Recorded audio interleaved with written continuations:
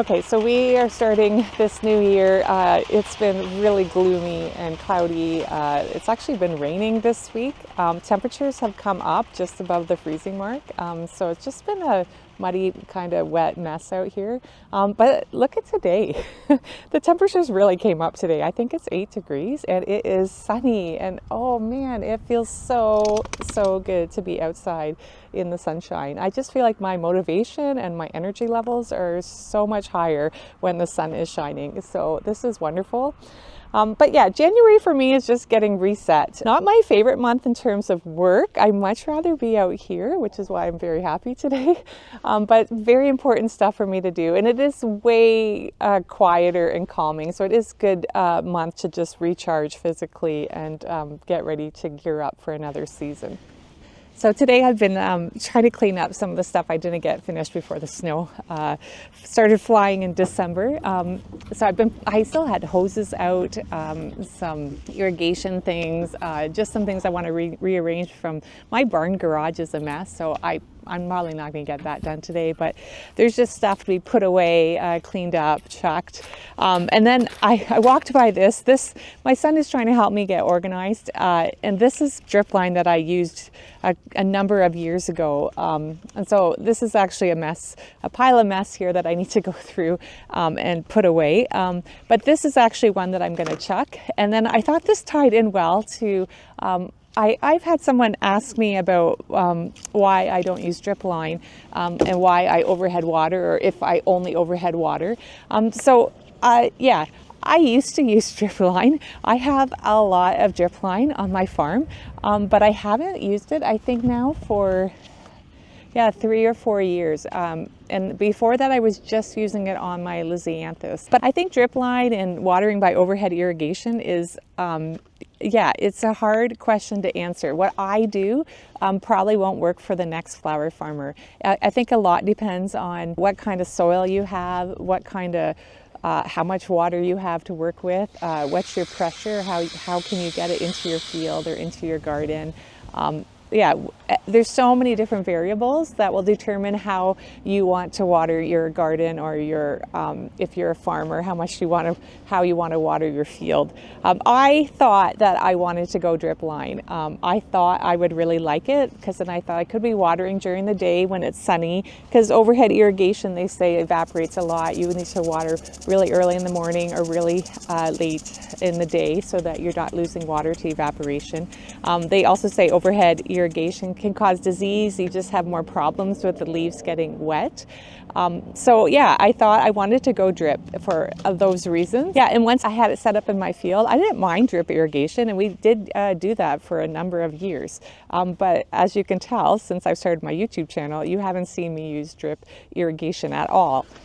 Okay, so there's a couple reasons why I stopped using drip. So I actually love drip line when I'm planting, because most of my drip is at 8-inch spacing, and a lot of my plants go about that spacing. So like sunflowers especially, I would run 4 lines of drip, and I would plant in each of the dripped areas. So they were just getting watered as soon as I planted it, and it was awesome. They were well watered in when I put a baby sunflower plant in.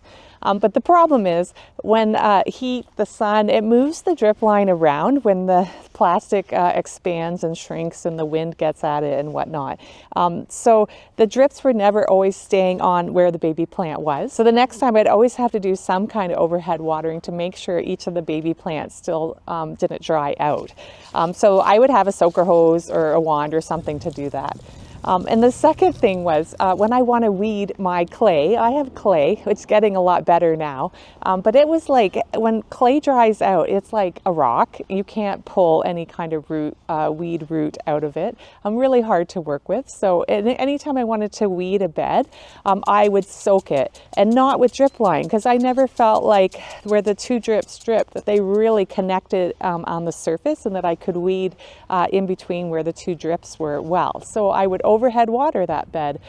So I always had some kind of overhead soaker hose or something to water a bed that I wanted to weed. And when I was soaking these beds, I just felt like my plants were happier. They just seemed to be more vibrant. They grew better.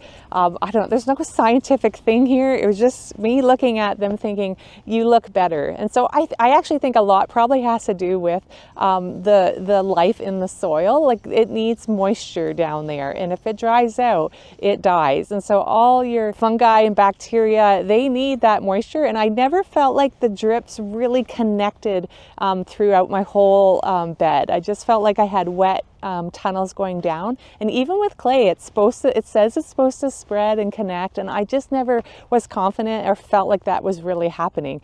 So yeah, Bob seen and heard what I was saying, and without a lot of money, we quickly switched to, he just took some wood, made me a stand, and ordered a couple overhead sprinklers, and very soon I could water. I don't have a huge farm, so it's not too complicated to move some sprinkler heads around, and I love it. And frankly, I was sick of dealing with drip line. I was sick of repairing it. I was sick of storing it. I was sick of moving it around. I don't love the idea that I'm using all this plastic product. I know I'm using landscape fabric in my beds, but this was just, again, another thing, and I kept having to chuck pieces and buy some more in, and it's just another added expense. And this just seemed simpler.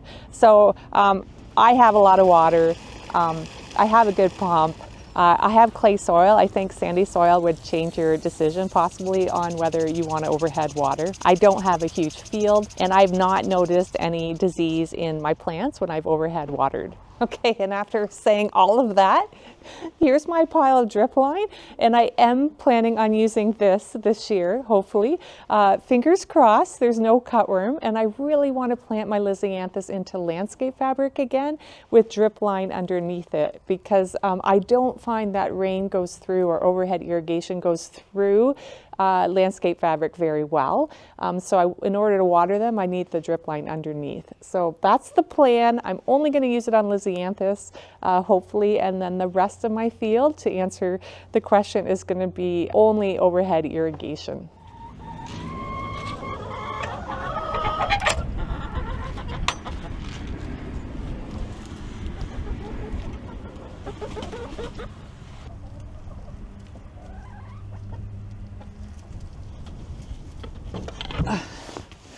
Yes, super annoying, but I have to put the chicken feed up now, because with the coop so close to the barn, the cats have figured out that there's feed in here, and so if I leave it down there, they eat it. So I don't, they didn't do that when the coop was in the field, so hopefully next year they don't start traveling all the way out there. But yeah, the sun is gone. It's still above freezing right now, but it's not nearly as warm as it was this week. Oh, that was so nice. Double digits yesterday.